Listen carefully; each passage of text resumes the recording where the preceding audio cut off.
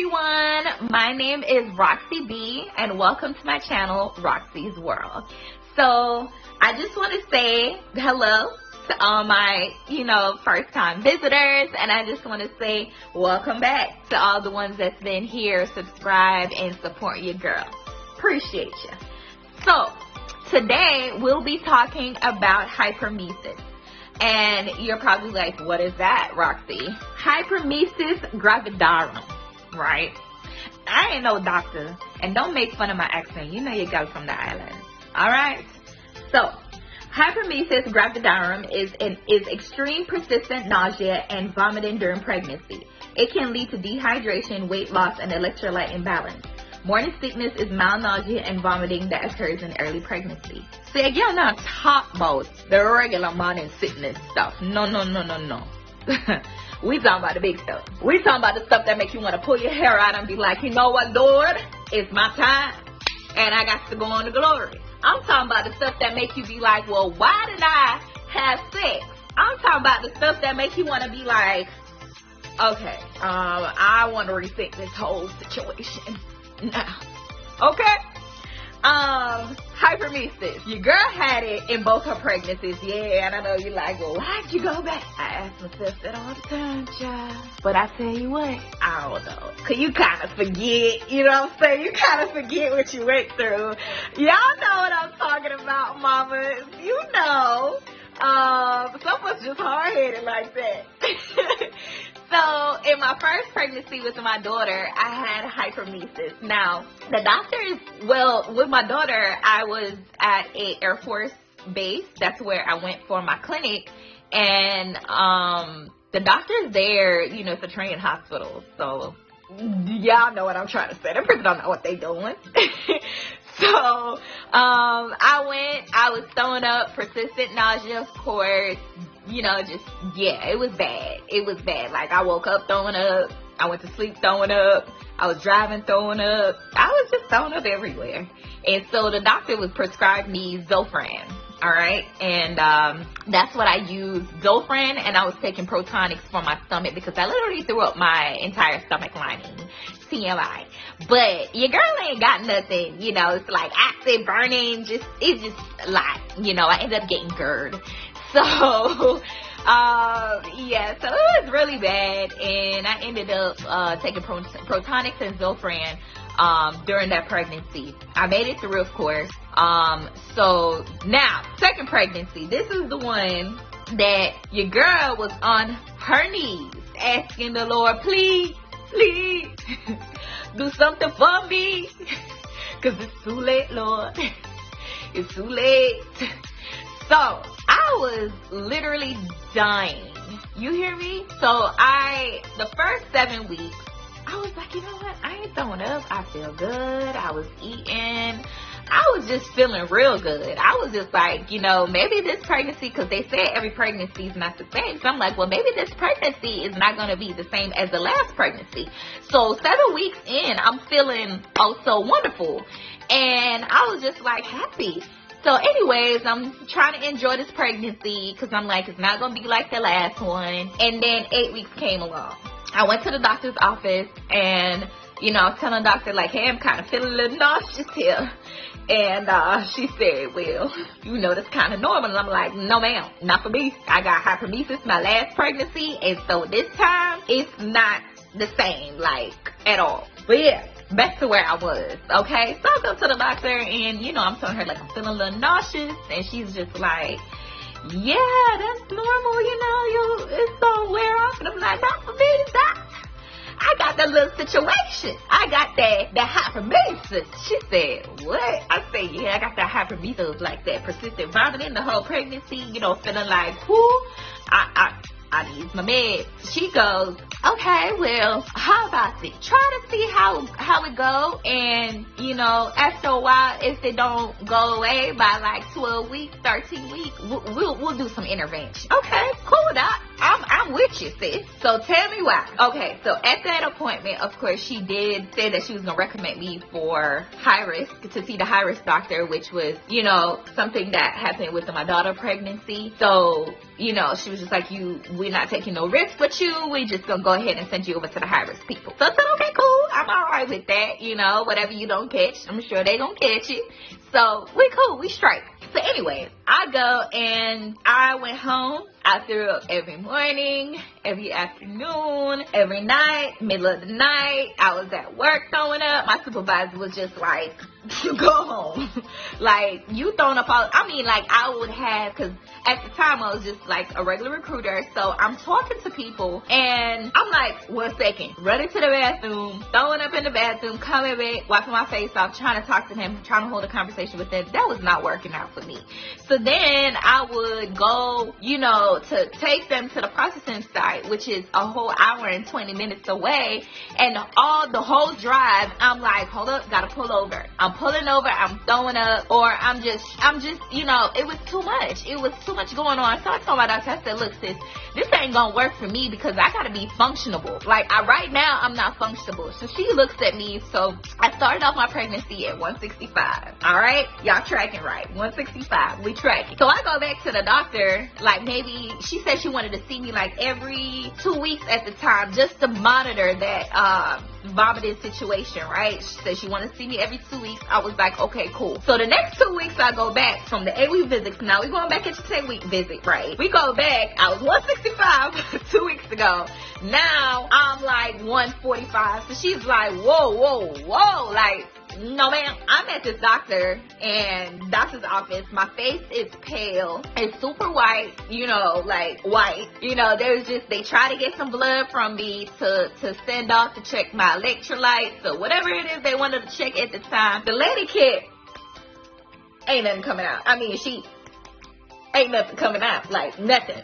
So the doctor was like, look, I'm about to send you to the hospital real quick to go get you some IV. And then after that, we gonna see if we can do a blood draw. And then after that, we gonna get you some medicine because you wasn't telling no lies. I said, okay, that's cool. I'm for it. So 10 weeks at this point, she prescribes me. I'm taking like all different types of stuff. I'm taking this medication. It's supposed to be like a cancer drug. You taking in cancer patients take it. I'm not really sure what it's called. So I tried it.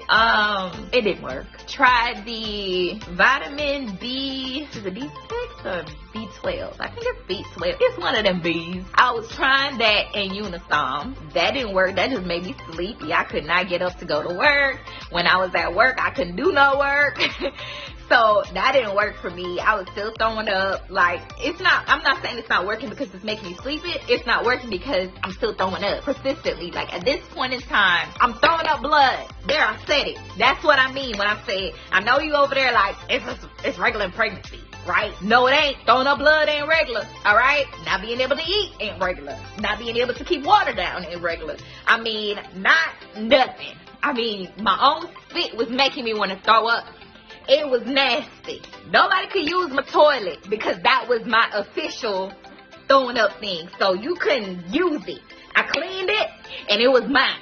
Everybody else go downstairs. Go use the other bathroom. You can't use my okay? Then when I realized I couldn't get up out of bed no more, I started using my trash can. I put a little bag in there.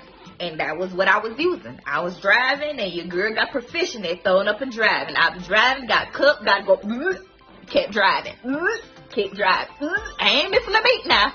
I mean, I got so good at it. Like, that's not normal. You should not get good at throwing up, okay? So my doctor prescribed me all types of stuff. We went through like 6 different drugs. Nothing was working. So then she finally was like, all right, sis, you got the shit. Now we bringing in the big guns. Like, we giving you everything. We stacking shit at this point. And I'm just like, all right, let's see what you got. Because at this point, I'm willing to try crack. If you gave it to me, I'm willing to try. If it's going to stop what I'm going through, I'm going to try that shit. I'm going to try me some crack. Whatever you give me now. If it's gonna work, it's gonna work. So she gave me promethazine, the suppository. So this is basically something that you put up your a-hole, okay? In between your glutes. You put it in there. Alright? So you put it in there, and I had that, and I had Zofran physical meds that you put in your stomach. And for a minute, that was okay. It was working. I didn't look like a corpse anymore, because when I went back to the doctor, at this point I was able to drink coconut water, nothing else. Coconut water, no Gatorade, no none of that stuff that she was suggesting. I couldn't drink it. It was just straight coconut water. That's the only thing I could do. And then I could, what was the other thing that I could have? Definitely should have tried this another day when they don't work here. But yeah, so I could drink coconut water at this point, and I could also have what was the other thing what could I eat? Honestly, I wasn't eating anything. I probably was drinking soup. I was on a medication. I was still losing weight, so I was still throwing up. I still wasn't keeping anything down. It just wasn't like, say I was throwing up like 13 times a day. At this point in time, I was throwing up maybe only 10. Not 10, I'm sorry, like 6. So it was half of what, you know, I was still able to eat a little bit of something, but of course it would come up. So yeah, so it wasn't too bad. It wasn't like non-existent. Throwing up wasn't like non-existent like I wanted it to be. So of course, you know, I'm still losing weight. So I got down to like 140, and then she was like, okay, let's try something else. Let's try something else, girl. So she gave me this, basically, it's like you put something in your stomach. I know I don't have a lot of information to give you. So basically it's a needle in your stomach. It's a pick. So they basically poke in your stomach, and then they put a bag of IV fluids in there. You gotta walk around with the pouch all day long. So I had that. So at that point in time, I'm like, there's no way I can go to work with this like this, because I feel like this is gonna get infected. I just was like, I shouldn't even be in nobody's office working like this. And this was like the beginning of when COVID started. So I was just like, I'm to the tail end of my pregnancy, and I need to not be in this office because of the stuff. So my doctor basically was like, you shouldn't even be working right now. Like, she was like, how does your job work? You know, it's the military, like FMLA, like what can I give you? Because you need to be at home, bed rest type of deal. Like regular civilians don't go to work like this. Like, you're on 2 different drugs. Actually, at this point, I'm on 3 different drugs, and one of which is the actual walk-in IV, and as well as, like, because they show you how to do your stuff, like change it out. They show you how to, you know, at this point, I'm my own nurse in hospital at this point. Then what else? There was like a lot of stuff. It's like, basically, I need to go sit down somewhere, okay? A regular civilian is not going to work like this, and no. So she wrote me something saying that I need to be like, you know, stress-free environment. I need to be laid down somewhere.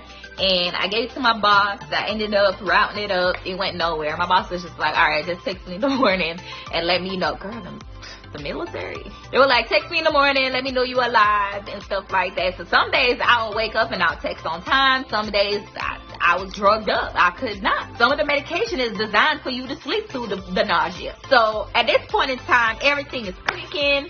I'm not throwing up 6 times a day no more. I'm only throwing up 3 times. Baby, I'll take it. I done won the lottery at this point. I'm okay with it. So, yeah. So I did that and took that medication, and I was good. I was good for the rest of pregnancy. I started craving Philly cheesesteaks. I was having all of that. So, of course, all that weight that I had lost, I had gained it back, and I was even bigger than before. Like, yeah, like my baby was just growing so big. So yeah, so we went through it. I mean, it was such a tough pregnancy to where, you know, if you sit down and you talk to a regular person that has never been through hyperemesis and you try to tell them what you're going through, they'll think that, okay, you're just being dramatic. Or they will just, you know, like, even at work, like, trying to discuss or explain what I'm going through. Like, you could see the males with, you know, wives that had pregnancy. They're, like, looking at you like, my wife didn't go through that. But they don't realize everybody's different. So it was a lot of judgment that I have received because they've not only that they've never experienced someone like this, but they didn't have the willpower to go and research and try and find this information for themselves. To kind of like understand. Even women were kind of like judgy towards me, but they didn't know what I was going through. Like, when I tell you, like, I felt like I was near to death. Like, I was on the ground. I was crying every day. I was crying every night. it was hard for me. I mentally shut down. I was so distant from my, partner. I was so distant from my kid, my baby, in a sense. Like, there was no bonding period between me and this baby inside of my stomach, in a sense, because I was just hurting so bad, and I felt like in order for me to survive this pregnancy, I had to shut down. And of course, in that time, I felt suicidal. I felt depressed. I felt so bad. Like, my doctor had gave me this hotline to call, and they gave me counseling on the phone, but I felt like no matter how much counseling I was getting on the phone, it didn't equate to what I was feeling. It didn't make me feel better, because after I got off that phone, I was still throwing up. I was still in physical pain and agony. To see food, can't eat food, and just, it was bad. It was so bad, because it was nothing like my daughter pregnancy compared to my son's. It was cake, like, and I didn't have a lot of help with my daughter's pregnancy. So for me with my son and having him there, you would have thought, he was helpful, but it just didn't make me feel no better. And I feel like that going through that process drove us a little wedge in between our relationship, because like I said, I had to shut down just to make it through those 9 months. So the whole time I was pregnant, I didn't post nothing. Nobody knew I was pregnant except for like my close friends and, a few select family members. Nobody knew I was pregnant, because I was just scared the whole time of the possibilities of what might happen, in a situation like that. I was dehydrated. I wasn't keeping nothing down. Every labs I took, just say they was bad. Every single lab that I took, the results were always bad. It was just kind of like the doctor calling me like, okay, electrolytes down, red blood cells, everything just crazy, just off the charts. Anemia, even up to when it was time for me to have my baby. Like, I'm supposed to be having a C-section, and I can't have the C-section because I was so anemic. So she was like, if you don't get your levels back up, we're going to have to do a transfusion before you can have this baby. So it was tough. Like, for those last couple of weeks, I was out there finding, beets. I was out there trying to find beets mixed with carrot juice, beets, just eating as many greens as possible, just trying to get my blood up so that I could have, a safe delivery with my baby, because it was just, everything just was low. I couldn't keep nothing down. So even though towards the end I was eating, it was just like my body was still playing catch up from what happened those 4 or 5 months prior to. It was literally the January 2020 onward, I started to feel a little bit better, because that's when I had got that extra of medication. But before then, it was just so tough for me. So for all the women out there that are experiencing this hyperemesis, it's not in your head, sis. It's not in your head. Go and advocate for yourself with your doctor. My doctor was awesome. She didn't play no games. She was just like, I'm not gonna refuse this medication from you. As long as it's safe, you're gonna get it. She listened to me. So make your doctor listen to you. And if they're not listening to you, find one that will listen to you, because that is your right as the patient. If you feel like your doctor is not what you need, or your doctor is not the person that's looking out for you and your baby's best interest, you need to switch that doctor. And I say that wholeheartedly, because I know people who struggle with that same hyperemesis stuff, and their doctor just thought they were overly dramatic, which they should not. So, it's not in your head. Show your doctor this video. Of course, DM me for information, or, you can comment if you want to know more about, the insides of all the stuff, because I did leave out a lot of stuff, but, you get the gist of what happened. But don't let them tell you there's nothing wrong with you. And if your partner or people around you don't understand what you're going through, show them this video, or look for it. And people told me, oh, try ginger ale, try some ginger tea, try this, try that. That stuff don't work. I'm here to tell y'all, it don't work. If you got hyperemesis, it don't work. Okay? Nothing works, unless you're gonna do like those multiple drugs. And if you're the type of person that you don't do pharmaceuticals, best of luck to you, because baby, no berries out there, no natural remedy works for this. That stuff works for like regular morning sickness. If you have hyperemesis, you need some form of pharmaceutical help, or you are going to suffer your entire pregnancy. And when your baby come out, you might not feel as attached to your baby as you should. So I was glad that towards that last bit, I was able to start feeling back to myself again. And once that baby got out of me, let me tell you, once that hyperemesis baby, once that baby come out, you are so much better. Like instantly, they take the baby out and you go back to yourself. Crazy. Well, that was my story. Once again, you know, advocate for yourself, women.